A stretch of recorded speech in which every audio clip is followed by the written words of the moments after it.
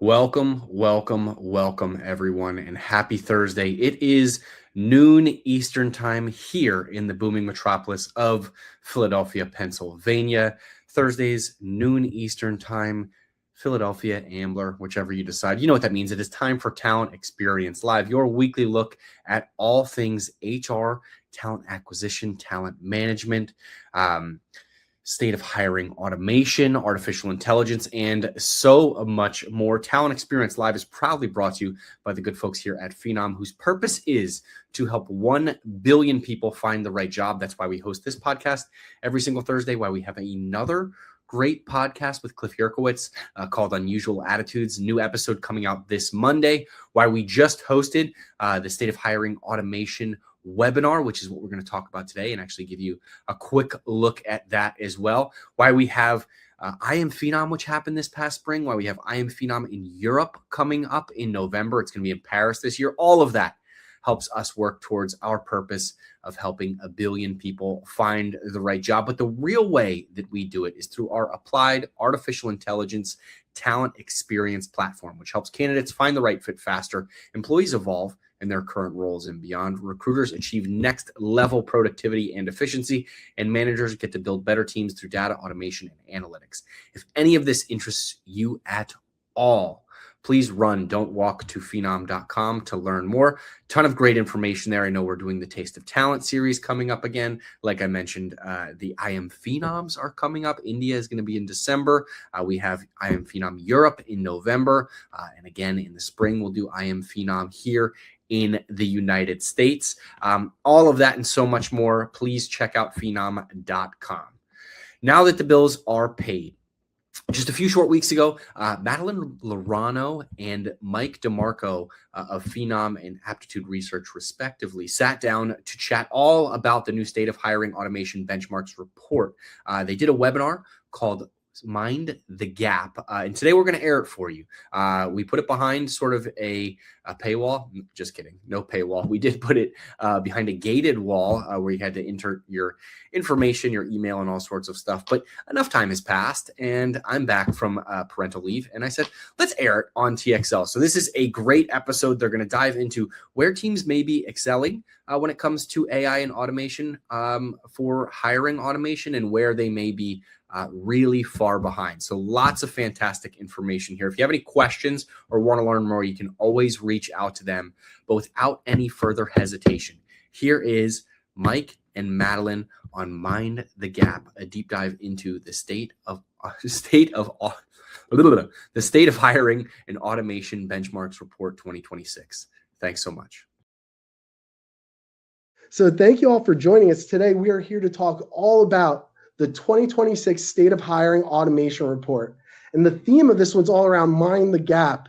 And you guys are probably wondering, hey, I know we got a shout out for the international audience, but like Mind the Gap, you guys are sounding awfully British right now. What are you talking about? We're going to get into all of the good stuff and all of the findings that we have from the report, and some of the spots where we are seeing some gaps, and some areas where organizations could start pointing their gaze for some improvement. And so today I'm joined by my good friend, Madeline Laurano from Aptitude Research. Madeline, it's so great to be with you. And as we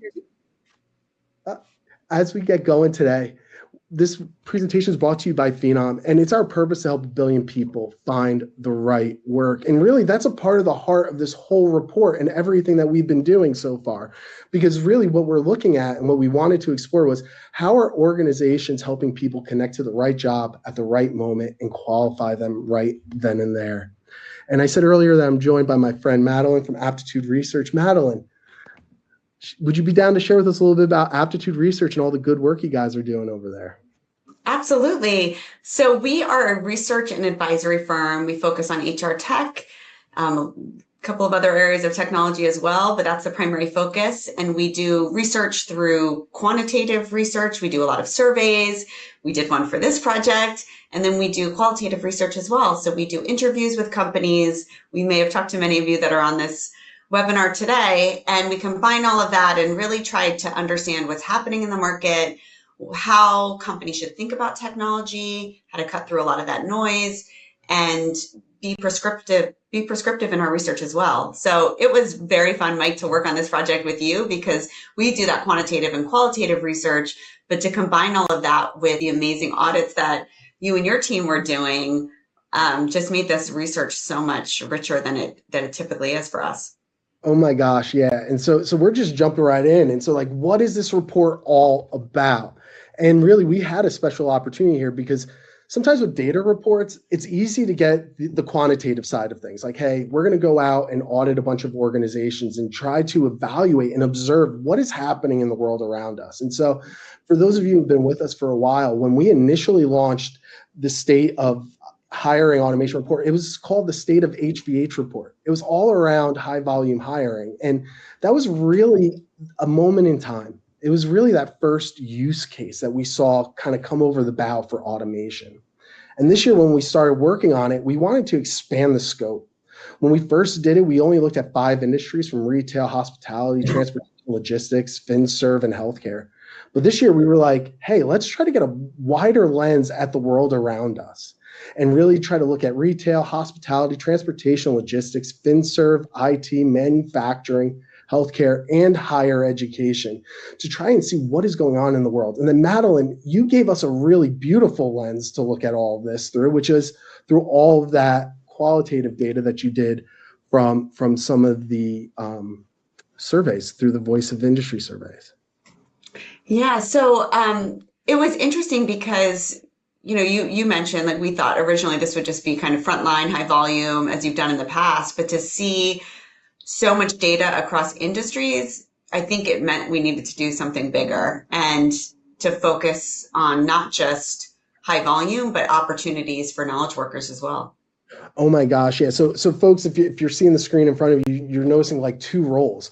When we started doing this, we were like, all right, we could do 1 role. That's easy. Folks can do that. And then we realized really quickly that we were missing something off the table, because every single organization, no matter if you are, McDonald's, if you're Walmart, or if you are Penn Medicine hiring for healthcare folks, no matter what your industry, you're hiring for both frontline and knowledge worker roles. That you need all of those roles to work together to have a healthy organization. And so we really wanted to try to get a full orb view of what's happening in the world around us. And just to dive in a little bit more about the report, so some of you might be wondering, well, how is all of this scored, and how are we all talking about all of this? And so really the report looked at the data through 2 lenses. And so here's some slang for you guys. So we have attraction, engagement, conversion, or what we call AEC. And what we initially looked at in the audits and even in the survey was, how well are you doing at getting candidates to the right job? What are you doing to effectively attract candidates? Is your career site optimized? Are they able to find a job in 3 clicks? Do you have an engaging chatbot that keeps candidates moving through your process? Are you connecting them to the roles through that chat experience? Are you then assessing and screening them right there in line? And then we looked at it through conversion too. How easy is it to go through that initial application flow? But then we looked at a completely other side of the coin, Madeline. This really became like the heart of everything for us, right? Which is around hiring automation, or inline qualification, which is, what are you doing as an organization to screen candidates with pre-screened questions that actually align to the role into your industry? Not just generic, like, hey, are you of age to do this role? Can you lift a box? But really trying to get some finer points as far as qualifying people just from that first touch. Are you utilizing credential verification? Thinking about industries like transportation and logistics, like where you need to have proper driver's licenses and proper licensing, right? Like you need to have that all up to date. And then assessments. This one is a personal favorite of mine. What are you doing to see the person's situational judgment behavior, their soft people skills, how they'll act on the job? That's now available to do in like a 5-minute assessment right then and there. And then, are you scheduling and screening candidates in line? And so when looking at the data, we really started looking at through these 2 lenses, and it was really interesting. Madeline, could you share a little bit about like some of like what the survey data had pulled out? Because I think we found one big thing here, right? Which is that organizations aren't asking anymore if they should automate hiring, but they're asking where, right? Right. Right. That's the big shift. And it's not a conversation about building a business case or why we need to do this. It's where we should be doing this. And I love that slide you just had with the acronyms, because those two lenses, I think they're really important to look at, because it's very different within talent acquisition to think about what's happening during attraction and then what's happening during what we call hiring. And I think for a lot of companies, and we'll talk about this, they don't often think about, the differences that are happening with that inline experience, across these two lenses. And that's the big differentiation too, is the inline experience. Companies might be using, I think for many of you can put it in the chat too, if any of you want to, how many different solutions are you using across AEC and HA? For some of you, it might be 10, 20 different solutions. And that's automation and maybe technology and providing, a better experience, but it doesn't create an inline experience. And that's really the difference that we're looking at here in this research, was what does that inline experience look like? Exactly. Yeah. And really drawing out that distinction between what can be done on the back end through like triggered automations and time delay automations versus what you could do today, right in that moment. Because when the candidate's on your career site and they're filling out your application, I mean, I can't think of a more engaging time that you're going to have somebody's attention. Right. Absolutely. So Madeline, could you tell us a little bit about, from the survey data, we found something really, really interesting, and really through the voice of the industry across all industries, about why hiring automation is no longer optional for folks.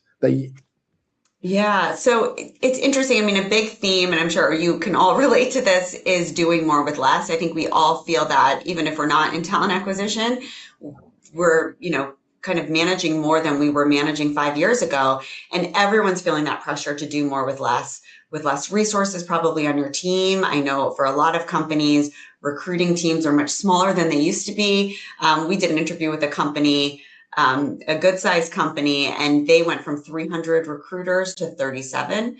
So that's a huge change. That means you're absolutely doing more with less, and you need support. And that's going to come from technology. We think about it and we talk about it in terms of like an ecosystem. It's not just, the people on your team and the different roles within your team. Now this whole ecosystem of talent acquisition and how work is going to get done is expanding into using technology. And, this support system you need is not just with humans anymore. Yeah, and around here we talk about it through hypercells. That every organization is made up of hundreds of different hypercells, different roles, geographies, hiring pressures, goals, things that you need to get out of it. And that varies from role to role, from moment to moment. And really, it's the technology. When you're able to layer in that intelligence with the automation, then you're able to have these dynamic orchestrated flows. And this was one of my favorite things that you had pulled out from some of your findings, which is just the shift in focus and around priority, that automation now is starting to take the lead over intelligence. Right. Yeah. And it's seeing the urgency is increasing so much, both for automation and AI is tremendous, but to see, that urgency, even from a few years ago, increase so tremendously, within talent acquisition I think speaks to that quote you had earlier, which is not about if we should be doing this, it's about where we should be doing this. Yeah. And if you're here and if you're in the chat right now, I would love to know, do you guys agree with this? Is this where your eye is starting to move towards? Are you starting to make your gaze a little bit closer towards the automation side of things? You can't forget about intelligence. You need them all to work together. But is that ringing true for our audience here today? Would love to hear from you guys in the chat. One thing I'd point out too, Mike, that I want to point out is we've had a lot of conversations about the difference between automation and AI and even agentic AI today. It's interesting when we kind of looked at it from the survey, we put definitions into the survey, but a lot of companies are still very confused about the difference between that too. So, I think we'll keep that in mind with some of the survey data as well. Yeah. And, we've also started seeing, how is the shift, Madeline, from your perspective, and even from some of the research that you did, how has, the challenges of HR changed, and like what's driving urgency now? What is like that main KPI that you're hearing from the industry that folks are trying to chase down from this technology? Yeah, it's been a shift from, efficiency was everything during the pandemic in the past few years, but we're seeing quality is the focus now. And you can see here, 54% of companies said, it's really being driven by quality of hire, 45% said speed, and 39% cost for hire. And we ask this question every year. During the pandemic, it was just efficiency, efficiency, efficiency. I will note too, which is a little disconcerting, is that not a little, but a lot, is diversity, equity, inclusion, and the focus there was a priority 2020, 2021, a little bit into 2022. Yeah. And we've seen that really not being a priority for companies in our survey data anymore. And I think we need to revisit those conversations and make sure that we understand that's a priority and can be a benefit in using this technology as well. So it's unfortunate that it's not coming up in our survey data the way it was, and that it's not part of conversations the way it used to be. But I think it's absolutely worth mentioning here and talking about just how everything we're going to be talking about today impacts companies, goals with diversity, equity and inclusion as well. I couldn't agree more wholeheartedly with you, Madeline, on that point, because, like this number here around the shift towards quality becoming more and more important. And, as I'm thinking, what makes a quality organization? It's having a diverse group of people, different lenses, different folks coming into your organization that provide those different perspectives in order to provide fresh, like it's fresh lifeblood into your organization, and it's continuing to make it better and more diverse and boosts that quality too. And, this one was really, really interesting because we did this research at the tail end of Phenom. It was kind of, we started this journey together back in November, and then Phenom happened in March, and we had made the initial announcement around this report. And thinking back to the conversations that I heard at Phenom, I did not hear anybody tell me, I'm not getting enough people in my doors, or I'm not able to attract, I'm not able to quickly get people in. But it's all around, I have too many now. And what can I do in the moment to not burden my recruiting teams and my hiring teams while backing up the quality? It's completely shifted from we need to find more people to we have to manage this volume. So it's very interesting. Jason put a comment in too that's worth mentioning because I think it's so relevant today is fraud too. Like fraud's a huge concern for companies, and there's the little f with fraud, which is certainly something companies need to think about, but there's a huge big F too, which can really put organizations at risk. But it's absolutely something that organizations and recruiters, when you think about this, do more with less, add fraud on top of that. And you absolutely need technology, and I know it was obviously a big focus and a big announcement at Phenom is the fraud agent. Yeah, and the fraud agent, the thing that's so amazing about the fraud agent is that it serves as an overlay on top of our hiring intelligence and interview intelligence products. And so it's tracking each and every interaction. So whether it's a voice screen, it's verifying that it's that same person answering those calls as the same person who then joins the interview.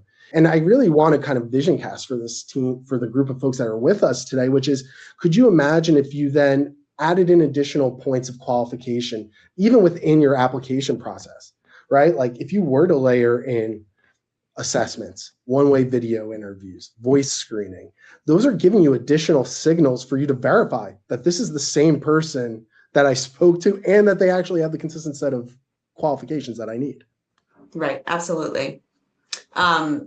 There's John made a comment too that I think is worth calling out here as well, because I think the big issue is not just, okay, we want to use AI and we're just going to implement it, as a one size fits all. It's thinking about really the human in the loop element too. And at what point can you step in at any point? And for some roles, you may want more human interaction, and others you may want to automate more or use AI more. So very interesting. Yeah, and by no means are we trying to say that this is a one size fits all or that you should automate everything. I think, and we're going to dive into the audit findings soon. And I think one of the big themes that I'm walking away with, which is just the ability to think creatively around how you're applying all these tools and automations, and to have it fit the right role at the right moment. So should we jump in and start checking out what did the industry audits actually reveal? So when we had jumped in, we had initially looked at going back to the beginning around those attraction, engagement, conversion, and hiring automation scores. And when we combined all the scores together, what we found across all industries was everyone, whether you are a big box retailer or you are a healthcare organization or an elderly care organization or you're a huge airline, everybody is really middle of the pack when we combine both of those lenses. And Madeline, this scared me to death when I had saw this initially. Because I remember. I was like, oh no, what did I just walk us into? Did I walk us into the most boring data report ever? Oh. It was, we had an SOS call, I think, at one point to just say, oh no, what are we going to do? But I think to me, this is the story. And I think it's actually the most maybe important finding, because when I think about the big takeaway from the whole report, it's if you're feeling overwhelmed, if you feel like you don't know where to start, everyone's on the same journey. And that's really what this data is showing, is that every organization, regardless of industry, is sort of this middle of the pack on the same journey, and the opportunity in front of you is tremendous and the benefits are tremendous. So I think it's a very positive story. And I think if you're seeing things in the industry and you're reading articles and everyone's talking about AI and it seems like everyone's doing it right, we can assure you that's not the case. Everyone's on this journey. People are figuring it out. It's moving so quickly. If you feel like you're just getting started, you are absolutely not alone. Yeah, no. And I think that is the encouraging piece of this, that we're all walking this out together, that nobody's not trying to figure out what to do and how to reckon with AI and automation, let alone in your own personal life, but in professional lives and in hiring and in retaining talent. And so we needed to get a little creative, and we needed to start thinking around, well, what are the different buckets of data here? And so when we looked at just the attraction, engagement, conversion, which is really a strong backbone of that initial state of HVH report, right? What we saw here is that folks are typically leading the pack across all organizations. You're either middle or leading when it comes to getting candidates to the right job, engaging them, and getting them to convert. Really, really strong findings here. And like, this really didn't surprise you much. You and I, we had a conversation just around the emergence of talent marketing, right? Right.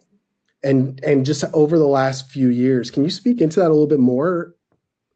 Yeah, and I think, we're seeing so many companies have talent attraction as a function within recruitment or their TA function.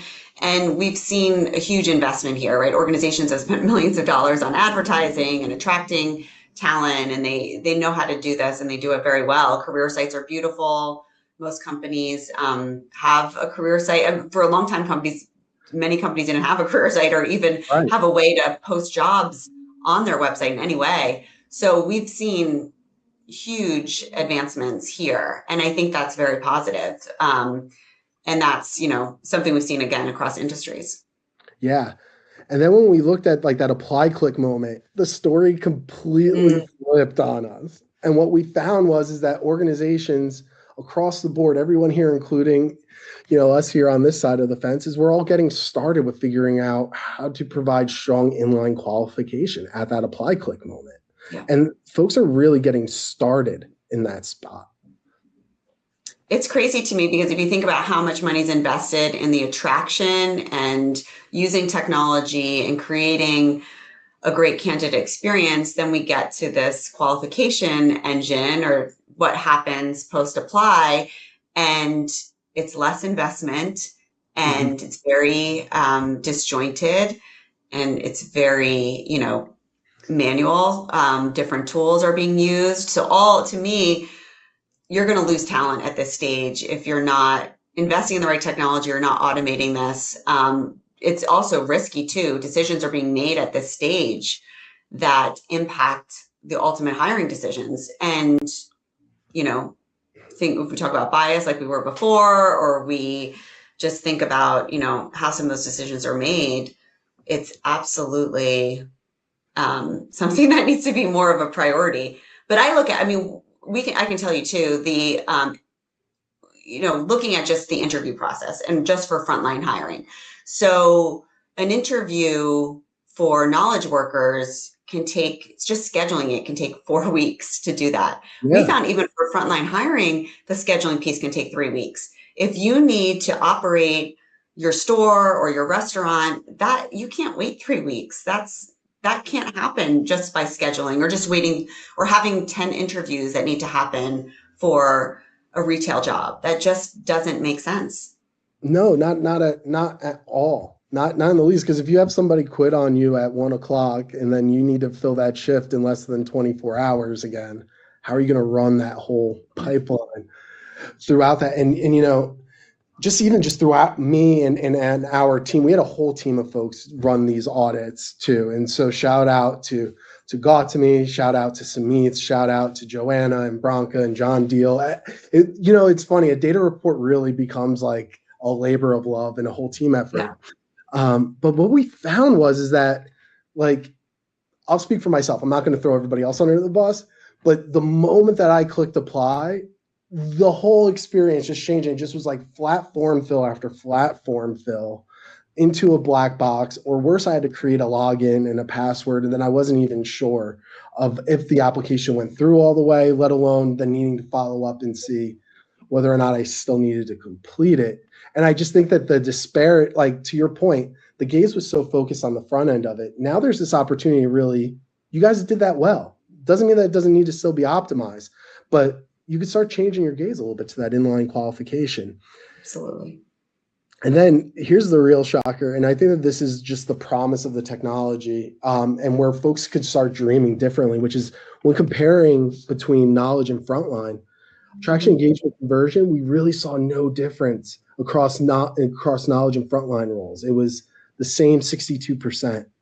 But then when we looked at hiring automation, this was really interesting. There's a 3% difference that really frontline roles had that inline qualification edge ever so slightly. I thought that either we were going to see big differences between the two or to see very different use cases for how things were being applied for inline qualification. And I think it's, you know, we hear the stories, frontline hiring's changed, there's different technology that you need for that. It should all be an inline experience. But for a lot of organizations that, you know, primarily hire frontline workers, they still have a long way to go. Yeah, without a doubt. And just bringing it back, like if you're curious about your industry and how you guys fared on hiring automation, we found a consistent story across the board, which was no industry is scoring above 30% on that max criteria for hiring automation and inline qualification. And that criteria, I run down the checklist of all the different tools and I think it's also all the tools that are now in your toolkit that you could scale out and can have them be personalized. Like your assessment can fit the exact role, and then you could adapt that to many different roles in your organizations very agilely, very quickly, especially with AI helping you intelligently update and keep that information current for you. And what we found was across the board, just sub 30%. So we're all in this together. Yeah, it's this is surprising to me too. I thought we'd see some differences across industries, but I think it just speaks to this journey story. Everyone's on the same journey. No, I know, without a doubt. And so I bet folks here are probably wondering, like, where should HR leaders start thinking to invest or start turning their gaze? Because we want to give some practical advice for people around those inline qualifications. Madeline, if you were to give some advice, where do you think that folks should start looking? So, you know, I think starting small, we'll talk about that, is always a good way to go. But I think, you know, I think you'll share this on the next slide, but even the scheduling piece, to see that 6%, only 6% are doing scheduling in an inline experience, it was really surprising. Because if you think about how much time, like we've talked about this, like we found in our research, I think it's like 10 to 15 hours a week recruiters spend, and I'm sure it's more for a lot of different companies just on the scheduling piece. That's a lot of time that could go to something else that you could completely automate and not even have to spend a minute doing. But that scheduling piece is so manual, or it's just not in the experience, or you're going back and forth. So, to me, we talked to Mike about like what brings tremendous value and then what's low risk. And that's one example. Huge value. Without a doubt. And just thinking around the stories that I've been, fortunate enough to listen to and to hear from folks, just even outside of the inline qualification story, but really that automated interview piece is like one of the big aha moments for teams when they start to realize, oh my gosh, I could take off that administrative burden off of myself and my team and let automation handle the alignment of those calendars. And I know some of you folks probably are thinking like, hey, but if I'm just using my standard apply flow and my pre-screening questions, like, do I really want to get folks into an interview right away? Is that enough? I think that what we're finding is like, you have to layer in these different qualification signals. And I can't say this enough, but like pre-hire assessments, I think is one of like the main things that organizations could start looking towards and deploying. So Madeline, if we are, as we're moving forward, we're starting to get into practical advice. So what does all this essentially mean for everybody here who's on the call today with us? So I think, if you're looking at this and again, you're feeling overwhelmed, I think the good news is you're not alone. Everyone's on this same journey. We found this middle of the pack story, and I think it's an encouraging one. But I think when you even look at that last slide you had, whether it's the pre-hire assessments or it's the inline scheduling, there's so much opportunity. And again, really figuring out what's low risk for your organization, what would create huge value for your organization. Those are places to start. But there's a lot in that HA, if you use that acronym, area that is either completely broken or disjointed or creating a terrible experience for candidates. Yeah, that was one of the things, like, we don't want to bum anybody out here today, but we really just want to encourage folks that this is really green space, that we're all middle of the pack here getting going. We all have some really good strengths in the way that we're getting candidates to the right job. Now's our opportunity to qualify folks in line and to really take some of that burden off of your recruiting and hiring teams and really providing higher quality signals that allow you to hire with greater velocity. Yeah. And the other thing I'd say, Mike, too, is like, if you've done that work on the attraction piece or the AEC piece and you feel good there and you have a great career site and, you don't have to deal with attracting candidates the way you did 5 years ago, there's a lot of money that probably went into that. My guess is there were millions of dollars spent on advertising, a lot of money spent on career site, a lot of money spent on attracting talent and sourcing talent.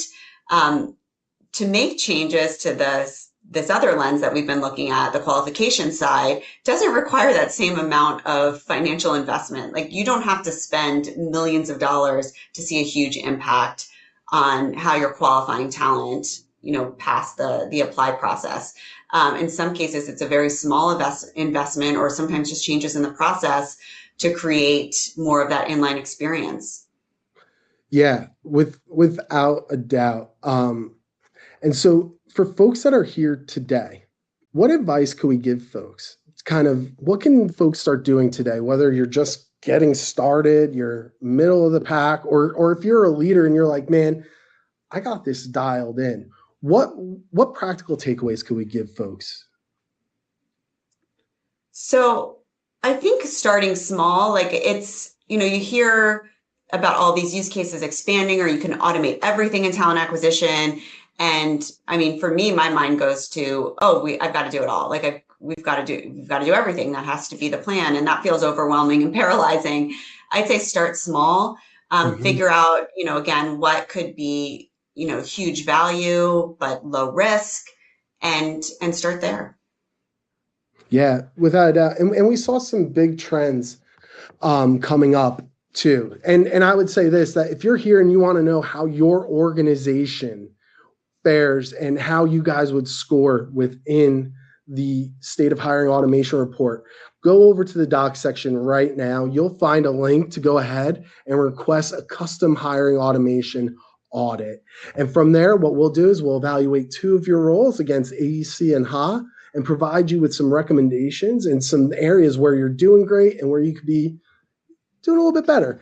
And so fill that out, check that out in there. And I'd be remiss to say too, lots of other great content in there. Madeline wrote a killer blog around some of the takeaways and insights in there for you to check out too. So hop on over to the doc section. We got access to the report, custom audits, and some great insights from Madeline too. And you know, just to further back that up, we started seeing some really clear trends, I think, across the board, across all industries. Like if you're getting started right now, I would say look at the current technology that you have and optimize it. Yeah. Really make sure that it is friendly and accessible for candidates to get connected to that right job.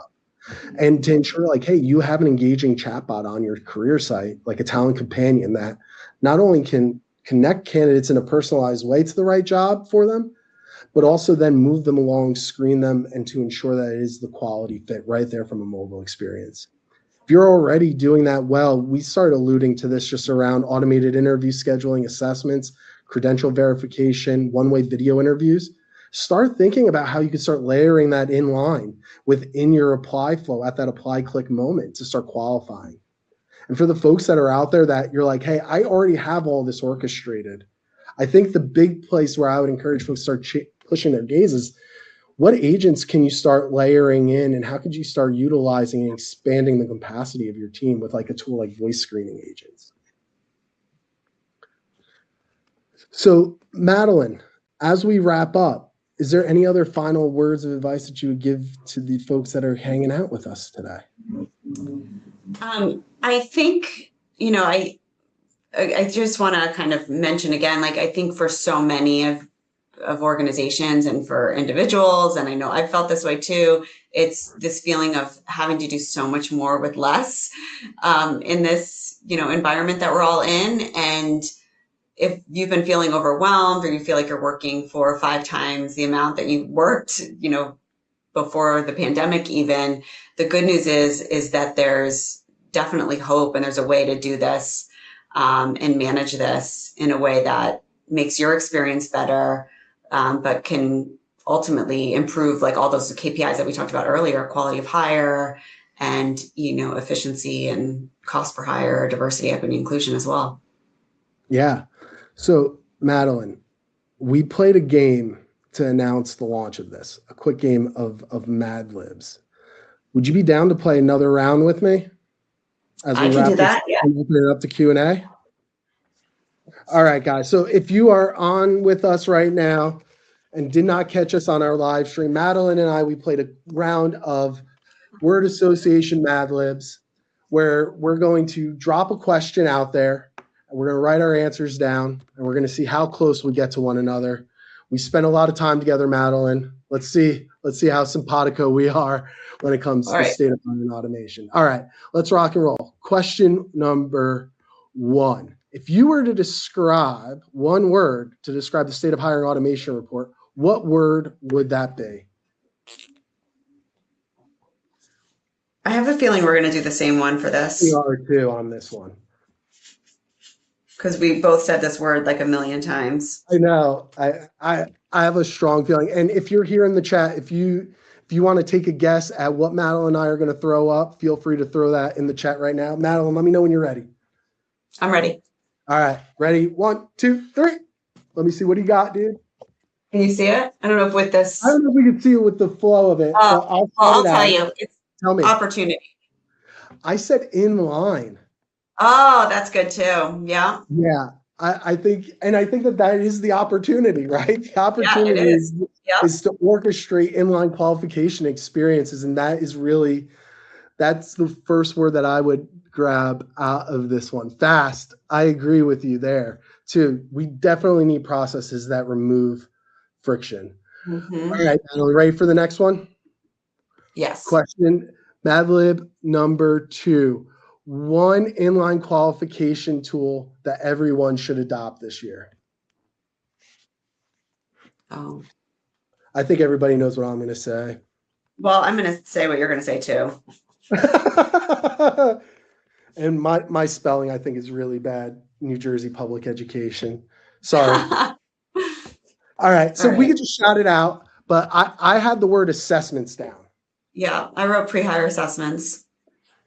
Yeah, I think you and I talked about this a bunch, which is that there's this scheduling. I see these are all good. I mean, they all move the needle. Screening agents, 100%, Bradley. Yep. We were talking about this too, which is like just around the dichotomy around having a fast application flow versus layering in things that actually might extend the apply flow, but are providing inline feedback, direct feedback to the candidate and qualifying through the line. I think not being scared to add a little bit more to your apply flow if it's adding value. Yes, I agree. Exactly. Like there's this fear that assessment will delay everything, add more, but it doesn't have to be what assessments used to be, which is you have to make a candidate go through a 90-minute assessment that, any change you make to that assessment is going to cost your organization $1 million to customize it. It's just a completely different experience now. Without a doubt. Yeah. If I could have like one more PSA, this whole thing is like a PSA, I think, but I would say don't be scared to add in assessments. Don't be scared to start thinking about ways that, sure, it might make the apply flow a little bit longer, but it's actually providing value to the candidate, letting them either understand if the role's right for them or to say, nope, this isn't right for me. It adds more value to the flow. It's not adding extra questions to a flat form fill. That's not what we're saying. Absolutely. All right, moving on to question number 3. Which industry do you think is going to make the biggest leap? Oh, well, I think we're all, I have to write it down. Yeah. I'm just going to talk out loud. Okay. All right, Madeline, what did you write down? Healthcare. I think we're already seeing it. I think it's been interesting, like when we do demos and research and look at different providers, everyone's like so focused on the healthcare vertical right now and building out even sales teams focus on healthcare. I think it makes sense. For a long time, healthcare organizations didn't necessarily have the technology or the tools to, automate a lot of this, but that's definitely changing. And, I think when you look at that inline experience, most healthcare organizations that we interview and survey want less tools, but they want to automate more. So that leads to just more of an inline experience. So that's my answer. Nice. I went with hospitality.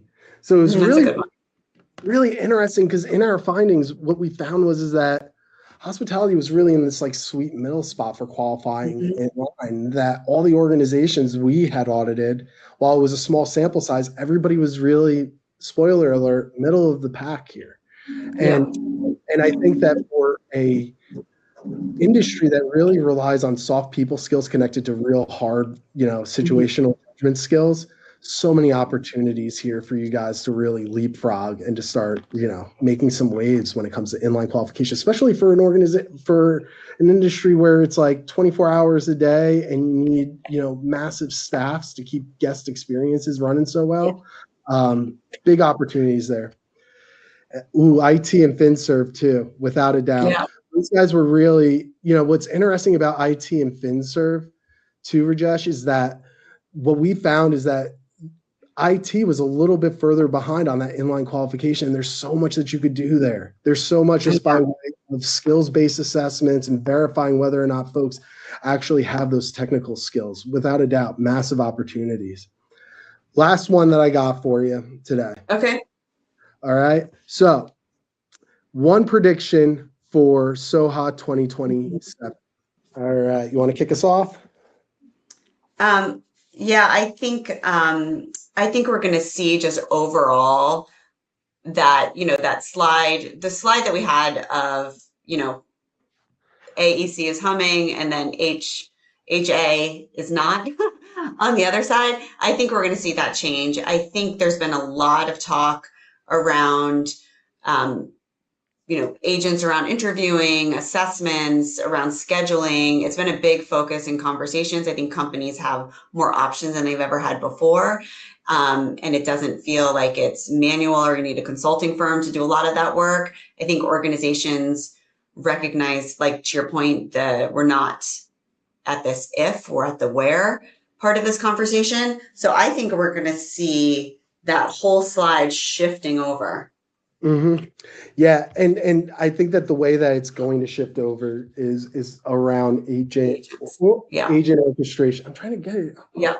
I wrote down agent orchestration, guys. I think what we're going to actually see is not just the emergence of voice screening agents continuing on, but starting to see some more of those assessing agents, interview agents that are able to start really connecting in that inline qualification at scale.